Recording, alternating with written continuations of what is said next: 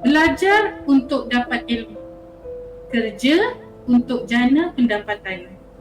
Kerja atau tak kerja, ilmu itu tetap ada dan tetap ada gunanya. Kerja makan gaji atau berniaga atau menjadi suri rumah sepenuh masa, semua ada fungsi. Semua sedang berbakti. Semua boleh dapat pahala. Ya, pilihan masing-masing dan masing-masing ada sebab kenapa dia memilih begitu.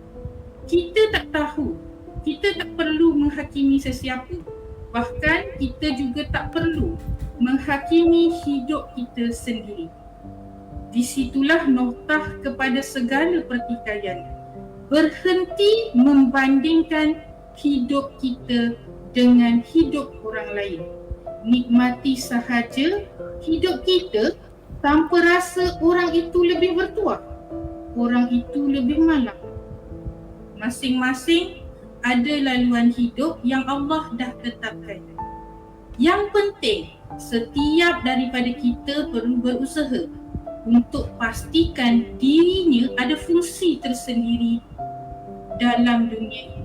Walaupun sekadar duduk rumah jaga anak kecil atau jaga ibu yang sakit atau setiap hari hanya fokus pada menyediakan keperluan suami, itu juga sangat baik, ada manfaat.